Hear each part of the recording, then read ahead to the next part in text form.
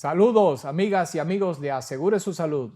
Qué bueno, como de costumbre, tenerles ahí siempre con nosotros para llevarles informaciones, orientaciones sobre este amplio e importante mundo de la salud, de la seguridad social y sobre todo conversar con ustedes sobre todos los temas de actualidad, ¿verdad?, que tienen que ver con estos tópicos.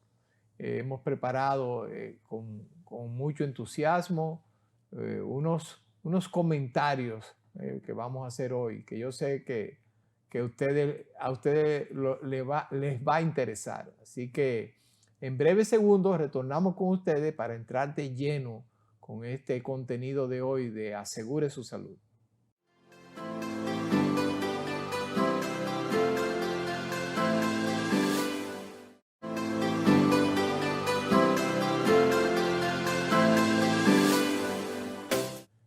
Bien, queridos amigos, hoy tenemos un kit de emergencia muy especial y les explico el por qué. Se nos sigue acercando mucha gente, variada, incluyendo amigos médicos, que tienen la inquietud de qué está pasando con la cantidad creciente de jóvenes o adultos, quizás no tan jóvenes, pero tampoco viejos, en aparente buen estado de salud, que están falleciendo de manera súbita. Y si no fallecen, pues muchos se ven de repente con una grave situación aparentemente de origen cardiovascular o cerebral. Esto ha estado llamando la atención y creando inquietud porque, como es lógico por nuestra naturaleza humana, inmediatamente todos empezamos a especular y a preguntarnos de qué se trata, qué está pasando. Nos vamos sobre todo por dos grandes vertientes. Uno dicen, eso debe ser una secuela de COVID. Otro dice, no, eso es una consecuencia de la vacunación, de las vacunas, sobre todo los antivacunas.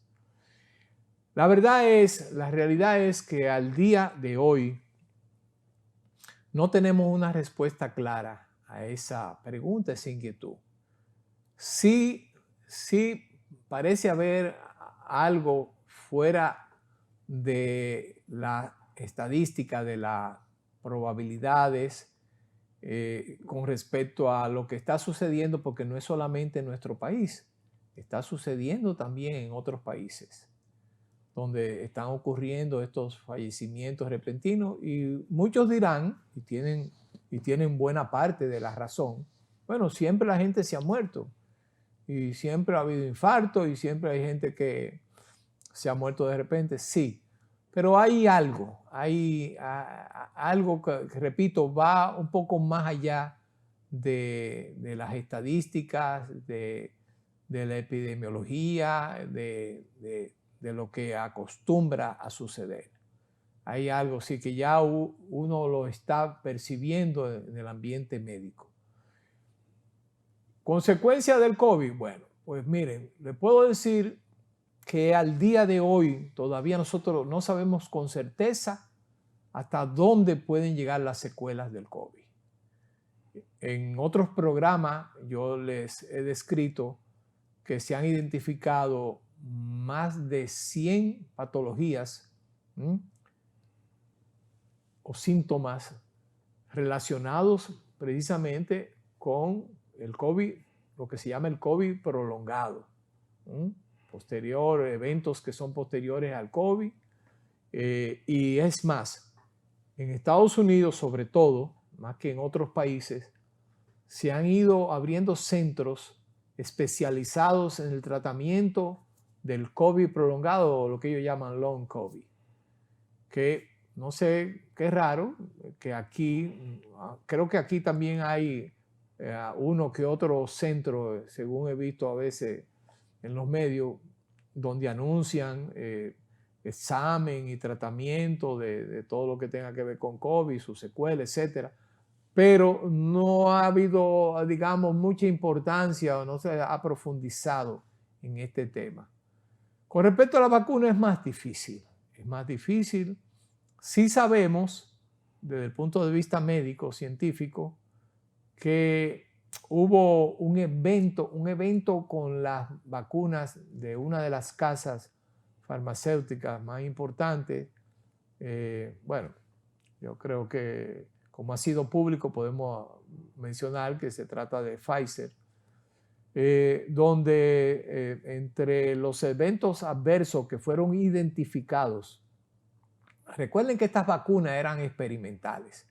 De hecho, la autorización que dio la FDA de Estados Unidos fue una autorización de emergencia a sabiendas de que todavía eran productos, ¿verdad?, que estaban acabaditos de salir del laboratorio en una fase todavía de experimentación, aunque ya habían pasado sus tres niveles de prueba. Pero sí, repito, se identificó entre los casos adversos un evento muy dramático que fue una miocarditis en jóvenes, sobre todo en los jóvenes, en niños y más que en niños, en preadolescentes y adolescentes iniciales. Y entre estos jóvenes, sobre todo del sexo masculino, los varones fueron más afectados con este evento de miocarditis que las hembras. Eso se pudo comprobar a través de los mismos estudios que incluso son patrocinados por los mismos laboratorios, las mismas farmacéuticas. El por qué, todavía eso no está claro.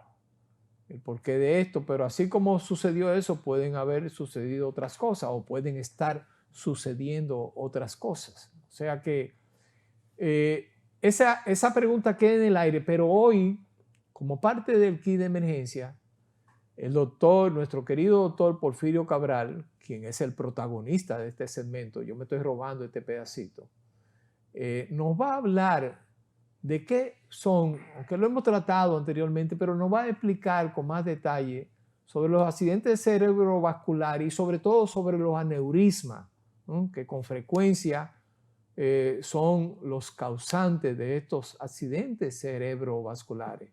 Así que damos la bienvenida a nuestro querido Pochi, doctor Cabral. Todo bien, mira. El escenario es suyo. Con lo que tú estabas hablando del COVID, yo tengo 3 preguntas que siempre haré. Primero, si afectaba a los pulmones y era un proceso inflamatorio, evidentemente va a afectar a otro tejido. Segundo, en el mismo aspecto de la vacuna, siempre me preocupó por qué personas, aún estando vacunados, volvieron a dar el COVID. Tercero, ¿cuáles fueron las personas que mantuvieron un COVID prolongado? Y cuarto, ¿qué detuvo la mortalidad? Porque Exacto. Nadie me explicó, o sea, qué hizo que la mortalidad no siguiera avanzando. Pero eso es un tema que solamente el tiempo nos va a decir, porque falta mucho exacto, estudio. todavía falta mucho camino ahí por recorrer. Exactamente. Entonces, por ejemplo, en el tema que yo voy a tratar, lo primero que voy a informarle a la comunidad qué es lo que es un aneurisma. Y primero decir que el más frecuente o el que más conocemos y el que más escuchan es a nivel cerebral, pero el aneurisma puede ocurrir en cualquier órgano diana, que como están vascularizados de nuestro sistema. O sea, hay aneurisma cerebral, aneurisma aórtico, aneurisma en el corazón, aneurisma en renales. En cualquier sitio donde hay grandes vasos puede haber la posibilidad de un aneurisma. Y cuando empiecen a ver las imágenes, voy a explicarles qué es lo que es el aneurisma. El aneurisma no es más que una malformación que se crea en los vasos, que puede ser de diferentes causas. Pueden ser por congénito, que es lo primero, pero también hay una serie de enfermedades que causan la posibilidad de un aneurisma, y entre ellos están el aumento de la tensión arterial y ciertas enfermedades como la diabetes. Pero el aneurisma es un abultamiento y es como ustedes lo ven en pantalla, es como si se hiciera una pelotita a los tubos de bicicleta que veíamos cuando éramos jóvenes, porque ahora no tienen tubo, que se hace en cualquier área en cualquier área donde existan vasos. Como si fuera una ampolla, una bolita. Una bolita. Esa bolita tiende a crecer bastante, y con el aumento de la tensión arterial o algo, o una deficiencia de la pared de ella misma, puede estallar. Si por ejemplo vemos en pantalla y vemos con un estudio, que ustedes ven la pelotita que se ve ahí, eso con estudio de angiografía, diciéndole los lugares, porque usted puede determinar el aneurisma con una tomografía, con una radiografía y con una angiotomografía, para ver los vasos más específicos. Sí.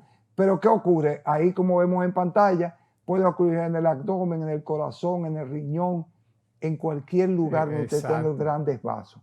Eso son los aneurismas. Hasta en el hueco popliteo, claro, debajo de la rodilla, sí, detrás de la rodilla, eso suelen ocurrir, que de hecho son de lo que muchas veces dan los eventos del viajero. Exacto. Y no son más que muchas veces el mismo. Miren ahí, eso ya es todas esas aneurismas tienen que ser resueltas con cirugía. No hay tratamiento médico para el aneurisma. Algo que le voy a decir, tiene que ser quirúrgico. Ese es el único tratamiento. Claro. Sí, lo que hay un tratamiento que es de embolización, hay otro tratamiento que es ponerle un clip, por ejemplo en ese caso, porque mire qué es lo que hace. Ese estallido es lo que causa la hemorragia o en cualquiera de los lugares. ¿Qué si es más frecuente esa hemorragia? A nivel cerebral. Por eso que se le llama el famoso típico derrame cerebral. Sí hay uno que no estalla, pero que causa un problema, que es cuando tú haces la isquemia cerebral, porque a veces él se obstruye, esa misma proteína no hace que pase, entonces tú haces una isquemia cerebral, que es la gran diferencia entre el ACV hemorrágico y el ACV isquémico. Es muy importante que la gente lo entienda así de sencillo como lo están viendo. Cualquiera de nosotros puede tener un aneurisma sin saberlo. ¿Qué es lo que tiene que hacer? Hacer el chequeo médico de prevención que usted tiene que hacer, valorarse a nivel neurológico y con algunos estudios, resonancia, angiotap, con medio de contraste, usted va a determinar si usted no tiene ninguna malformación. Vuelvo y le repito que puede ser de nacimiento o creada con el tiempo por alguna de las patologías más frecuentes que tenemos, como la hipertensión arterial y la diabetes. La diabetes porque va debilitando las paredes del vaso y hace la deformidad, y la alta presión es porque le insufla. Entonces, en el accidente cerebrovascular, ahí lo tenemos cuando es hemorrágico y cuando es isquémico. En la tomografía usted al principio no te das cuenta, sino más adelante, porque los síntomas son los mismos. ¿Qué es lo que usted va a sentir? El primer síntoma a nivel cerebral, que usted tiene problemas de aneurisma o cualquier sospecha, es la cefalea constante, el famoso dolor de cabeza. La cefalea es aguda y constante. Dolor de cabeza, el famoso dolor de cabeza. ¿Qué ocurre? Usted tiene que descartar, ¿no? Nunca crea que el dolor de cabeza es algo simple. El dolor de cabeza le está avisando de dos patologías silenciosas: la hipertensión arterial, que es la primera, y eso, que usted tenga alguna malformación. ¿Qué si ocurre? Eso es un evento que cuando el aneurisma se rompe, es un evento trágico, repentino, en el cual el paciente solamente dice: Dios mío, qué dolor de cabeza. Cae inconsciente y usted tuvo un derrame de ahí llegó. Exacto. Si lo que logran salvarse luego de este tipo de lesiones, con lesiones muy severas, en la cual imposibilitan la inserción a la sociedad. Pero esto ocurre sobre todo en adultos jóvenes. Siempre. ¿Edad media? No, en pacientes por encima de 50 años. Son muy frecuentes. Cuando ocurren en pacientes muy jóvenes, es porque la malformación congénita era muy severa. Okay. Pero por lo regular de los 40 años hacia arriba, adelante. Que hacen ya... Porque acuérdate que parece la tensión arterial que ayuda a que ellas hagan su evento. Y eso es muy importante que lo tengan pendiente aquellas personas que sufren de hipertensión y de diabetes, que vuelvo y les repito que es casi un 60% de la población general. Que sí, entre una cosa y otra. Y cuando no las dos. O sea, hay gente que es diabético e hipertenso. Sí, con mucha frecuencia. Entonces tenemos que, miren los procesos. Dentro del proceso quirúrgico ven cómo se evalúa ahí. En el polígono de Willy, el más peligroso cuando tiene, que es un área que está técnicamente en el medio del cerebro. Y hay una técnica que ponerle, que más adelante veremos la imagen, que ponerle un clip, así mismo como soy yo, ponerle un clip al aneurisma para bloquearlo y evitar que él pueda estallar.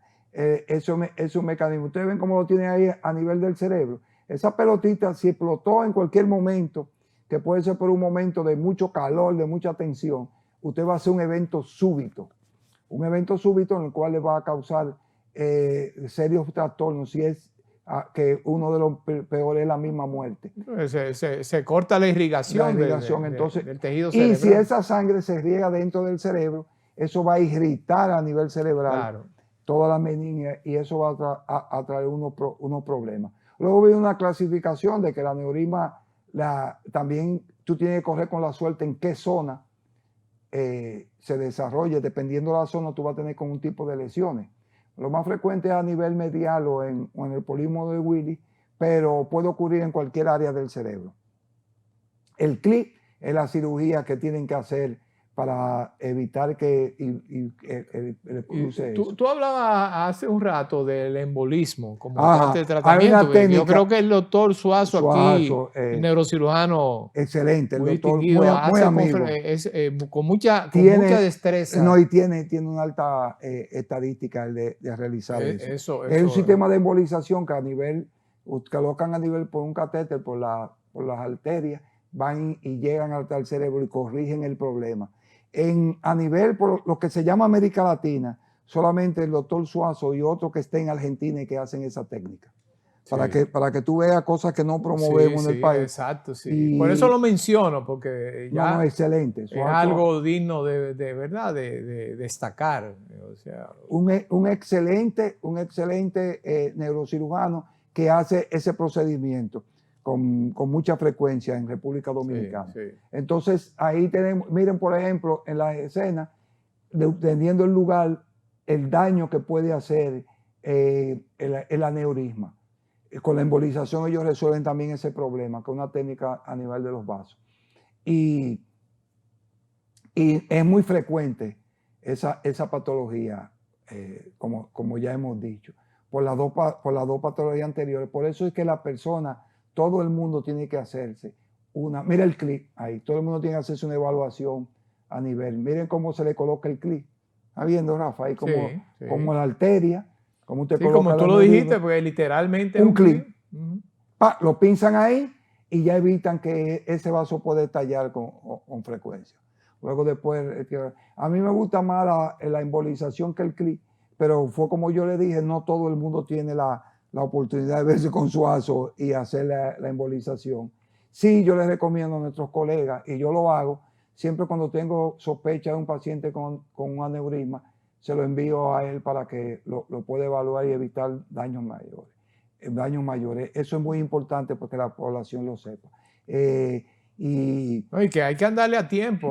Cuando uno sospecha de un aneurisma, por lo mismo que tú has explicado, es obvio que hay que... Eso es tan importante que un grupo de ellos, incluyendo el doctor Amaury, están haciendo una unidad de shock para aneurisma o para eventos ACV. O sea, así como hay unidades cardíacas, ellos están por desarrollar en diferentes hospitales que tú tengas una unidad que maneje esos casos de urgencia y de emergencia. Interesante e importante. Sí, no sé en qué han avanzado con eso, porque ellos me han entrevistado y yo estoy muy de acuerdo en poner unidades, porque allá en Estados Unidos existen unidades para urgencia y emergencia de ese tipo de patología.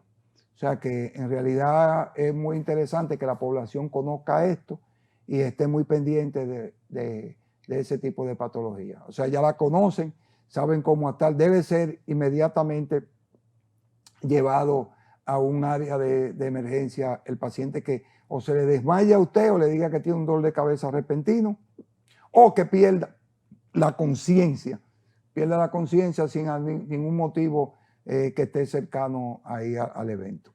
Eso es lo más importante que podemos decirle en este kit de emergencia por un tema de que asegure su salud. Y como explicábamos al principio, muchos de los eventos que mencionamos que están afectando a adultos, adultos medios, adultos jóvenes, tienen mucho parecido con este tipo de situaciones y en efecto muchos son accidentes cerebrovasculares y si la causa no ha sido un aneurisma, podrá haber sido otra causa de otro tipo. En algunos casos se ha podido determinar, muchas familias, recuerden que no todo el mundo cuando le fallece un familiar está de acuerdo con que se le haga una autopsia. Cuando hay un fallecimiento así repentino, brusco, regularmente el médico o el centro médico hace un diagnóstico X diagnóstico. El acta de función en el acta de función hay que ponerlo. Y ya con eso se procede simplemente a sepultar a esa persona, lamentablemente, sin uno conocer a fondo qué ha sucedido. Y la verdad sería interesante, porque como decía Pochi también, hay todavía un camino largo por recorrer, a ver qué está pasando con estos fallecimientos repentinos. Porque si bien ustedes han visto aquí lo que es un ACV, lo que es un aneurisma, y el aneurisma per se es una de las causas más importantes de muerte súbita. Como explicaba Pochi, no hay tiempo a veces para nada. Estamos hablando de entre 3 y 4 Sí, minutos para hacer el evento, parecido al infarto. Pero sí, tendremos que seguir avanzando con estas investigaciones que se están llevando a cabo en el mundo entero. No, quizá aquí ni siquiera tanto. Aquí no creo que aquí haya ninguna comisión o grupo especializado que esté investigando este tema del creciente número de fallecimientos súbitos. Puede que haya uno que otro cardiólogo o neurólogo, neurocirujano, de forma individual, o pero como una iniciativa aislada. Pero no tiene que estandarizarlo porque lamentablemente claro, las estadísticas que nos ayudan a prevenir. Por supuesto, tiene que ser así, pero para eso se necesita el aval, el patrocinio del Estado. Sí, porque el mismo Ministerio de Salud podría tú sabes impulsar esa iniciativa. Tú sabes qué es lo que ocurre, que una de las cosas que me ha llamado poderosamente la atención es el elevado costo de la necropsia o de la autopsia. O sea, no sé por qué es tan cara. Yo a veces digo, bueno, pero a veces, no sé, pero tiene que buscar cómo abaratar el costo. Yo creo que es una de las principales causas, el presupuesto para que aquí no se hagan los estudios de necropsia. Y las autopsias no las hace el INASIF. Sí, pero como quiera, entonces cuesta un dinero. Yo no sé, porque yo no sé ni siquiera. En medios de prensa, en los medios de prensa se dio a reducir que el INASIF está en condiciones precarias. Que hay cadáveres claro, pero estoy diciendo que eso no le han dado un seguimiento. O sea, no les puedo decir, ni sí, nos no, hacemos pero que eco de esa inquietud de medios de prensa reconocidos. Sí, pero es verdad eso. Y si tú te pones a ver el recurso, cómo le llega al INASIF, si es descentralizado, si está centralizado. O sea, yo no conozco bien la estructura. Sí, depende de la Procuraduría, porque yo creo que más que del Servicio Nacional de Salud es una entidad que depende de la Procuraduría General de la República. Pero es que tiene que ser en el medio, porque es que los dos están muy cercanos implicados. Bueno, esa investigación la vamos a hacer. Tenemos que verificar para tener la información. Pero sí, yendo un poco atrás, es importante reforzar la logística, y el presupuesto, la capacidad, el presupuesto de esta institución, del Instituto de Forense, del INASIF, de Ciencias Forenses, porque ellos son los que tienen la potestad para hacer este tipo de eventos de autopsia, de necropsia, etcétera. Y es importante porque esto es lo que nos conduce a avanzar en la ciencia y sobre todo en la medicina. No, y Rafa, que lo principal es que nosotros tenemos, esa es la piedra angular para determinar en realidad de qué morimos los dominicanos y entonces hacer prevención, por eso, para hacer los claro, mecanismos de prevención. Claro. Porque si no sabemos qué vamos a atacar, que está combinado, y por ejemplo, al principio del programa que tú comentabas, las nuevas patologías que aparecen de COVID, que son una estadística, ese instituto que ayudaría a decir, bueno, los pacientes con post-COVID prolongado hicieron infarto, arritmia, tipo de eso que nos va a suministrar las estadísticas. Está todo entrelazado. Así es. Pochi, pues yo creo que como de costumbre ha sido sumamente interesante y sobre todo nos ha dado mucha luz sobre este tema de las muertes súbitas, de los accidentes cerebrovasculares, nueva vez. Y agradecemos en nombre de todo nuestro público, pues yo soy un fan suyo también, ¿verdad? Toda esta información, pero ustedes no se muevan de ahí porque seguimos con contenido de interés aquí en Asegure su Salud.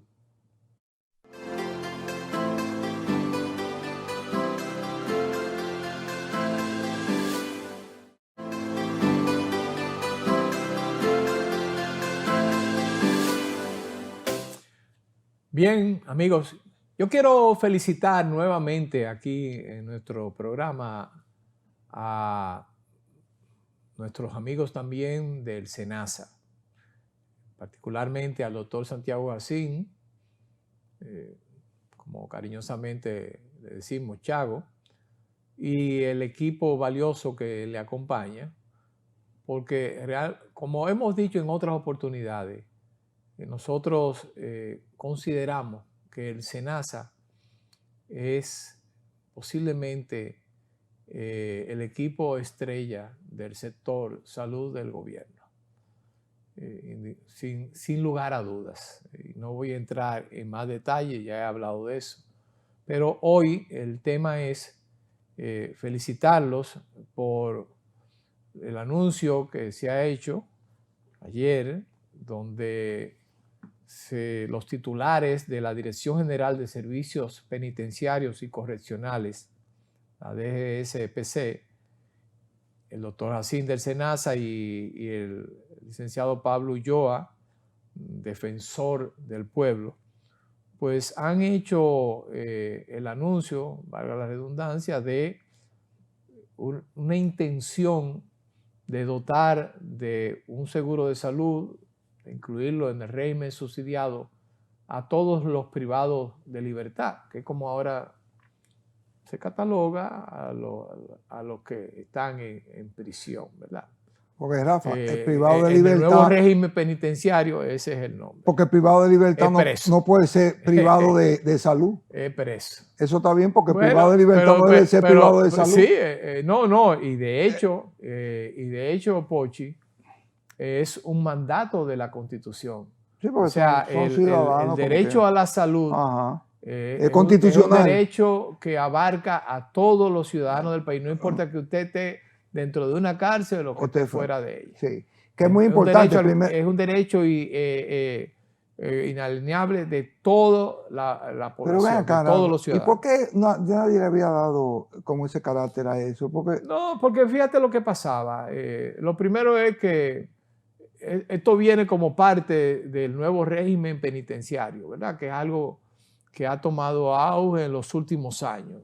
Ahí yo tengo que hablar, sacarle su comida aparte a Roberto Santana, que trabajó mucho en eso, el rector, gran líder universitario, que ha puesto muchos años de su vida dedicado a modificar el régimen en que viven estos privados de libertad. Y se han hecho grandes avances, repito, y esto es una consecuencia de ese trabajo que se venía haciendo.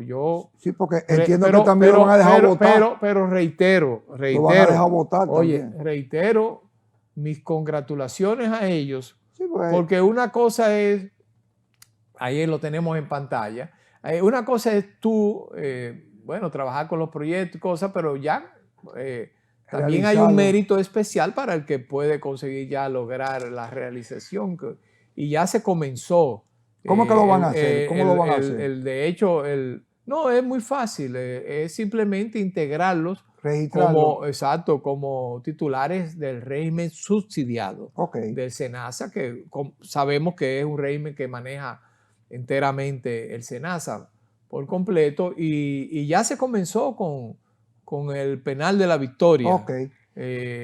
Ahí ya creo que hay unos 4.000 privados de libertad que ya han sido registrados, de un Sí. total de Sí, 7.000 porque que tiene. la ley 8701 dice que todo dominicano debe estar registrado en el sistema de seguridad social.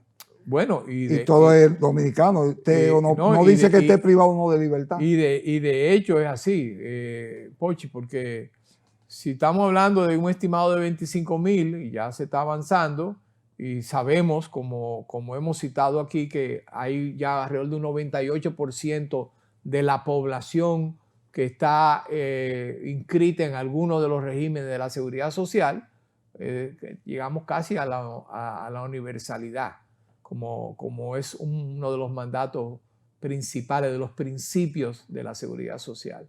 Yo felicito al gobierno por esta iniciativa y repito, a estas 3 instituciones que han aunado esfuerzo para que esto se haga una realidad, porque siempre, durante muchos años, siempre veníamos viendo cómo se iba deteriorando la salud de los privados de libertad. Entonces lo que se hacía era, cuando ya uno de estos personas que estaban en prisión se deterioraba mucho, entonces se llamaba, si ya el médico de allá de la prisión no lo podía atender, entonces llamaba una ambulancia para llevarlo a un hospital público, y ahí a veces lo que llegaba ya era un desenlace fatal, porque llegaba en muy malas condiciones. Y que en ese ambiente existen muchas enfermedades infectocontagiosas. Claro, claro. Por ejemplo, en el caso de la Por razones tuberculosis, obvias. es el caldo de cultivo. Pero desde luego, tú lo has dicho, la tuberculosis que ha sido pan nuestro de cada día, la alimentación, aunque se ha avanzado también mucho en eso, en la cantidad y la calidad de los alimentos, pero sabemos que no puede ser igual que en una casa de familia, No, lamentablemente. evidentemente. Entonces a veces también vienen problemas derivados de eso. Hay hacinamiento, brotes de gastroenteritis. Sí. Porque no sé la calidad del agua. Con el nuevo régimen penitenciario hay algunos locales, algunos penales que son mejores que otros, que están mejor equipados, tienen mejores condiciones de hábitat que algunos otros que todavía no están en el nuevo régimen. Pero, en fin, lo que queremos destacar es este punto de la inclusión o del proyecto para ir avanzando, que ya inició, de incluir en el régimen subsidiado a todos los privados de libertad. Cosas como esta engrandecen nuestro país, nos hacen avanzar como sociedad, ¿verdad? Seres humanos conscientes que somos y solidarios como debe de ser. Así que ojalá que ejemplos como este se sigan. Yo particularmente quería felicitar al SENASA porque es lo que más cerca nos queda y sobre todo que tiene que ver más con salud, que asegurar la salud, claro, que es lo que nosotros es una herencia. Tratamos aquí, es una herencia, así mismo es. Así que vayan, repito, nuestras congratulaciones y ustedes quédense ahí porque ahora venimos con unos comentarios calientes que yo sé que ustedes están esperando, ¿verdad? Ustedes han oído hablar de una tal Elizabeth.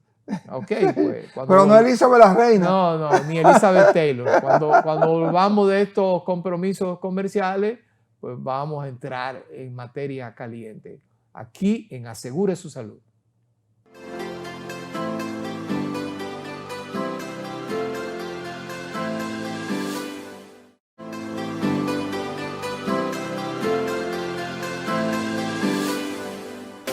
Bien, es de tremenda actualidad el tema que ha sido resaltado por todos los medios del Centro de Neurociencias que recién acaba de ser clausurado por el Ministerio de Salud Pública, a raíz precisamente de un reportaje hecho por la periodista Nuria Piera, la famosa periodista investigadora, sobre este centro y su titular, la señora Elizabeth Valerio. Hay mucha tela por donde cortar. en ese reportaje, que por cierto tuve la oportunidad de verlo, se cuestionaba todos los títulos que avalaban, ¿verdad?, la formación o la supuesta formación profesional de esta señora, así como la capacidad del centro y su legalidad para ejercer estas funciones. Esto comentábamos ahorita, Pochi, que si bien es cierto que a veces uno hasta podría reírse yo no sé si llorar o reírme. Exacto, si reírse o llorar, porque por un lado uno piensa, bueno, hay gente que realmente se arriesga, Es apretada, que es atrevida, pero por otro lado, y esto es quizás lo más importante para nosotros, nos da mucha pena y preocupación cómo podemos llegar hasta esos niveles con nuestros niños. Fíjense que básicamente lo que se trataban en ese centro eran niños pequeños, adolescentes, con algún tipo de problema conductual, etcétera, psicopedagógico, neurocognitivo, de diferentes índoles, porque según la información, habían unos 50 niños registrados en Pero ese centro. te digo, Rafa, el surgimiento de ese tipo de centros es culpa de no existir el primer nivel de atención, porque en el primer nivel de atención, tú ves todas las cosas que causan. Todo va a parar ahí. Porque ¿verdad? esa deficiencia, porque cuando eso progresó tanto por la siguiente manera, esos niños, lo primero, los pocos centros privados que hay para ese tipo de niños son bien caros. Sí, Pochi, son bien caros, pero público yo no sé. Pero yo me pregunto lo siguiente. Porque eso da el trate a que por eso no se yo investiga. no sé hasta qué punto, cuáles eran los requisitos para un centro de ese tipo, que no era un centro médico, recuerden, estamos hablando de psicología. Hay muchos profesionales que, como nosotros los médicos, tenemos que tener un S4 para poder ejercer, los contadores, los ingenieros, los abogados, etcétera, etcétera. No sé, los psicólogos, si tienen colegiatura obligada, si existe la colegiatura, creo que no, pero bueno, a fin de cuentas, lo que me choca es que aún no sea así, para un centro de este tipo operar, necesitaba tener un permiso, toda una permisología del Ministerio de Salud. Y también de educación. Al punto tal, pero fíjate, al punto tal que lo clausura el Ministerio de Salud. Exacto, o sea que le correspondía a ellos. Pero ojo, pero eso no estaba operando desde ahora. No, eso tenía ya tiempo operando. No estoy hablando de todos los años del mundo, pero sí tenía. Ya tiene un tiempo, porque ella había inclusive participado en un proyecto de ley. Tenemos a la señora mencionada. Y habla ahí de consulta. Si habla de consulta, ya involucra al Ministerio de Salud. Claro, entonces lo preocupante es eso, que si en realidad usted no tiene el aval para poder trabajar profesionalmente, reeducando, orientando, redirigiendo a estos niños, corrigiendo esos problemas, usted entonces lo que puede hacer es más daño. No, porque estamos hablando de nuestra niñez. Señores, ahí habían niños de personas, oye, yo te voy a decir la verdad, de profesionales, tenían sus hijos ahí. Pero Rafa, mira, esa señora es intrépida, porque tengo entendido que ella también es pastora de una iglesia. Pero precisamente ahí es que iba, Pochi. Es que encima de todo, la señora fungía como pastora de una iglesia X. Entonces, eso todavía le daba más aval, le daba más influencia para atraerse esa clientela. Obviamente que cobraba por eso, se ganaba ahí un buen dinero. Pero lo que te dije, que señores, esos centros todos son caros. Uno no sabe, repito, cuánto daño podía haber hecho si lo hizo. Si ayudó a alguien, qué bueno, feliz de la vida, pero no importa. no, usted no estaba autorizada ni certificada para trabajar estos temas con esos niños. Todo luce indicar que es así. Y nosotros estamos resaltando esto porque ustedes quieren que le digamos algo aquí en este programa. Este es un tema viejo, ¿sí? Sí. Mis queridos Eso sí es televidentes. Este es un tema viejo. Es más, les cuento algo. Algunos de ustedes quizás por la juventud no lo recuerdan, pero en el pasado aquí se llegaron a cerrar universidades que expedían títulos falsos, y no cualquier título, títulos de médico. Aquí hubo una universidad varias décadas atrás que llegó a ser inclusive investigada por el FBI de los Estados Unidos. Sí, porque era con extranjeros. Por la expedición de títulos falsos de médicos, sí, a jóvenes norteamericanos y de otras nacionalidades que estudiaban en esa universidad. Sí. Eso fue un tremendo escándalo que quizás muchos de ustedes no lo recuerdan. O quizás no se destacó como debió haberse destacado. No, y que no habían por otras razones que no quiero no había tantos medios de comunicación, porque tú sabes, en esa época... Ahora tenemos las redes sociales. En 30 segundos él sabe todo. Sí. Pero sí existía ese antecedente. Ha pasado. Y peor aún, Pochi, y peor aún. En diferentes momentos de nuestra historia reciente, cuando digo reciente me refiero a 5, 10, 15, 20 años atrás, algunas sociedades médicas se han hecho eco de profesionales o supuestos profesionales que están ejerciendo sin tener no solo el S4, ni siquiera tener el título que realmente lo acredita como profesional del área.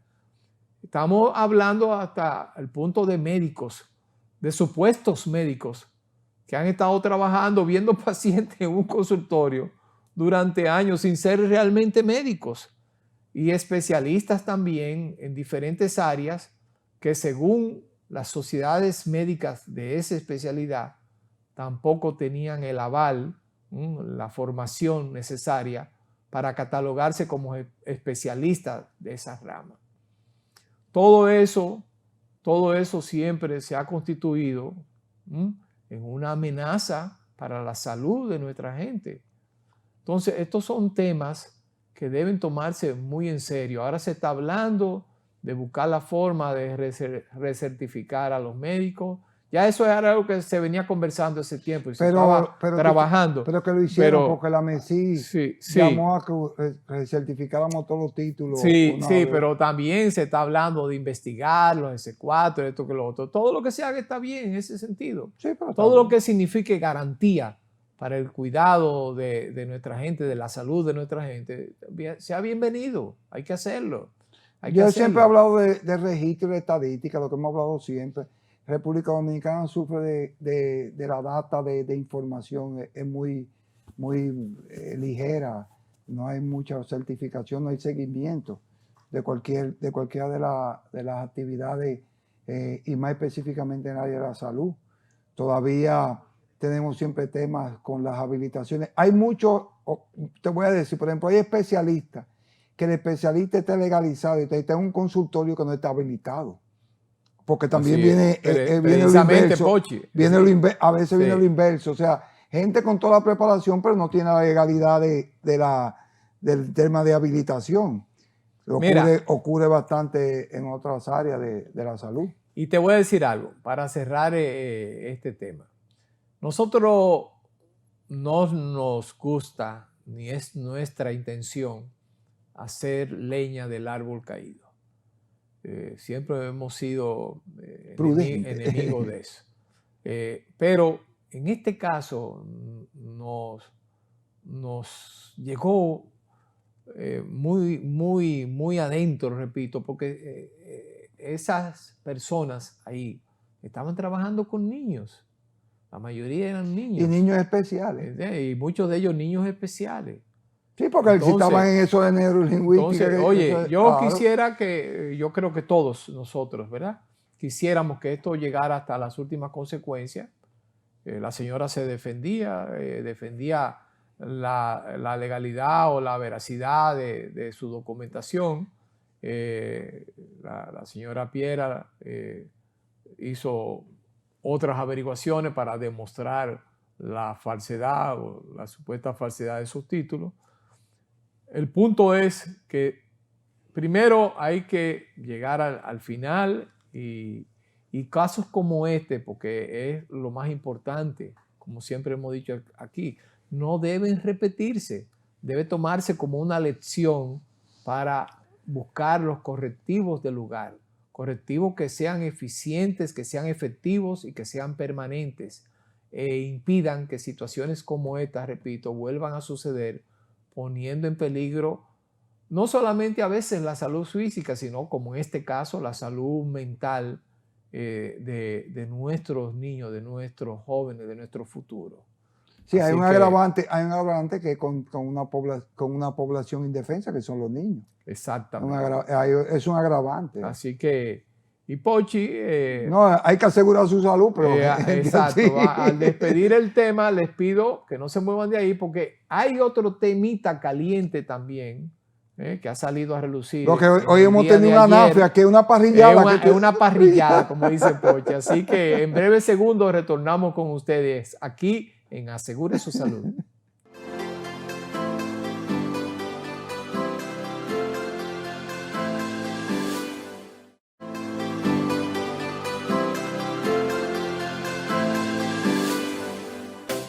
Bien, señores, miren,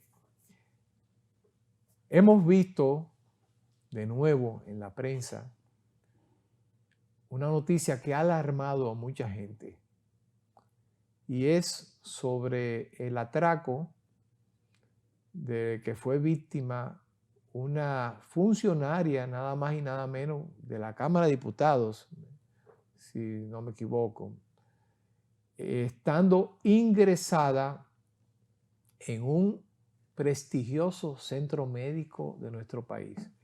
En una de esas clínicas que nosotros catalogamos, a veces un poquito arbitrariamente, como del nivel 1A, plus one. Pues en uno de esos centros médicos, repito, esa funcionaria que había sido trasladada ahí por un fuerte y súbito dolor, según lo que reseñan esos medios, que había sido intervenida, pues estaba en una habitación X y de repente entró una persona y le llevó cartera, celular, prendas, etcétera. ¿Cómo hacen los colmadones? Como si hubiera sido un colmadón cualquiera. Eso ha dejado atónito a mucha gente. No, pero a mí no, Rafa, porque eso está ocurriendo hace mucho tiempo. A ti no. A nosotros no. Pues eso no a ti, a nosotros no, porque nosotros conocemos la realidad de nuestros centros. Sí. Y si ustedes creían que eso nada más pasaba o podía pasar en los hospitales públicos, pues se equivocaron. Exacto. Eso ha pasado en centros privados desde mucho tiempo atrás por igual. Claro. Desde luego, a uno le choca que centros de ese nivel, de ese prestigio, etcétera, pues permitan. En ese mismo centro, yo conocía ya un caso previo hace varios años. En ese mismo centro, que por razones obvias no vamos a citar su nombre.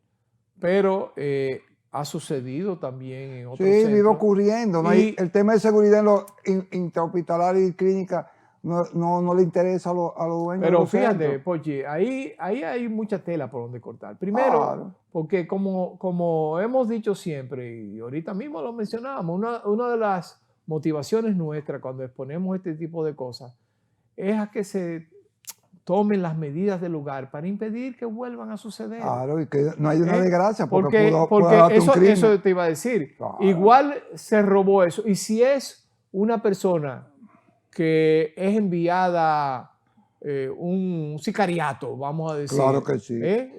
Por H o por R, y y sucede una desgracia y un paciente ingresado es asesinado, Claro, ¿verdad? o herido con cualquiera. O herido. Porque el ladrón, si el otro se espanta, va a actuar. Claro, por pago de otro interesado. Claro. O sea que son cosas que hay que tomar también las medidas para evitar que sucedan. ¿Cuáles son las medidas? Hay muchas cosas que se pueden hacer. Medidas de seguridad normal. Claro, normal. Nosotros no somos especialistas de seguridad, pero eso se cae de la mata. Oye, Rafa, eso es tan importante que en Estados Unidos, en áreas médicas, con toda esa seguridad, han existido homicidios. Ha existido homicidios en el área de la emergencia. No, porque sucede. Entonces tú tienes que tomar lo que es el tema de gestión en los centros médicos y el tema de seguridad y el tema alimenticio, como que nadie le presta atención. Y son temas vitales. No son temas de prioridad clásicos de 1A. Claro. Ese es el punto, porque si tú tienes toda una estructura de seguridad montada para evitar que cosas como estas sucedan, y suceden, porque puede suceder una vez, bueno, hubo un momento de descuido, un escape, lo que sea, pero lo que pasa es que la norma no es esa. La norma es que no hay ninguna seguridad. Yo te voy a decir algo. Miren, yo hoy estaba en un centro médico también de ese mismo nivel. Yo subí a un piso Tú entras donde X. quieras y nadie te pregunta nada. No, pero eso no es puede haber sido Juan de los Palotes. Pero y yo entré a una habitación que tú entres a habitación equivocada porque ni siquiera hay quien te informe. Claro. Óyeme, Rafa, los centros médicos tienen más seguridad y más dispositivos en los parqueos del centro que en el mismo centro. Así es. Eso es increíble. Increíble. No, son 200 pesos. Eso no sé por qué. Inverosímil. Pero tú entras al edificio entero y nadie te dice nada. Es así. Ahora en el parqueo son 100 pesos, son 200 pesos. Hay un tipo, no, usted no puede entrar aquí. Pero sin embargo en el centro médico no. Claro. Desde luego hay centros también que por su estructura quizás se prestan más que no, lo que pasa es que la entrada, lo primero es que los centros, lo primero es que no hay una regularización exacta, ni siquiera un informe del horario de la visita. Oíste, la gente visita a cualquier horario. Tampoco hay un protocolo de cómo ir a visitar. La gente entra a alimentos, saca cosas, entra cosas. No existe. Solamente algunos centros que son muy grandes es que utilizan la superseguridad, pero en el 90% de los centros médicos en República Dominicana no hay el tema de seguridad.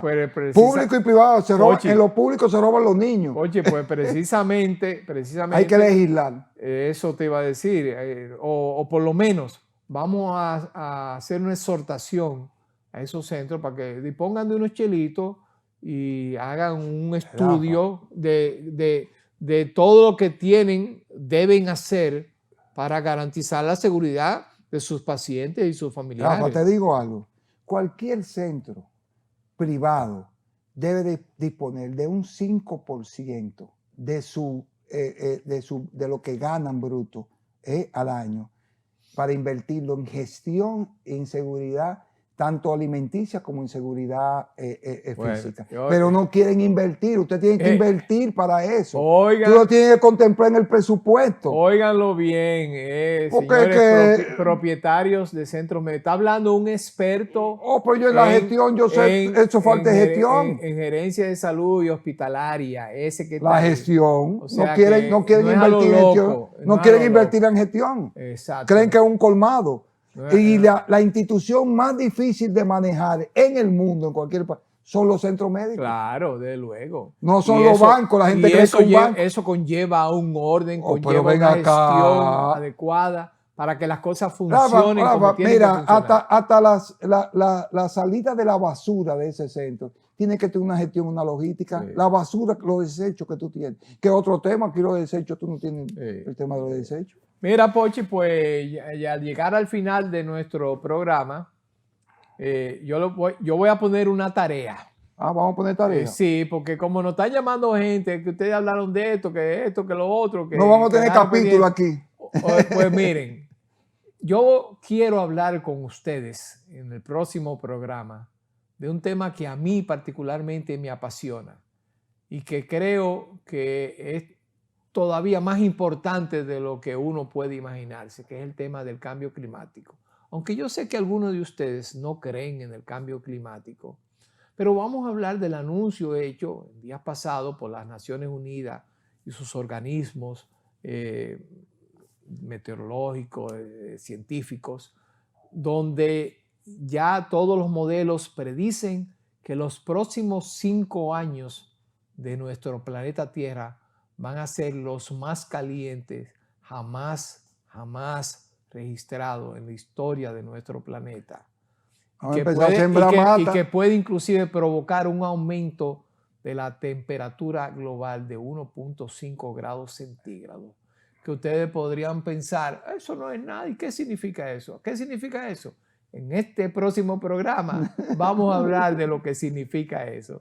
Señores, ya el tiempo nos esclaviza, hemos llegado al final de nuestro programa de hoy, pero como de costumbre, con la promesa permanente de poner todo nuestro empeño, todo nuestro esfuerzo en buscar un contenido que sea de interés para ustedes y que sobre todo les ayude a asegurar su salud. Así que será hasta la próxima semana. Gracias.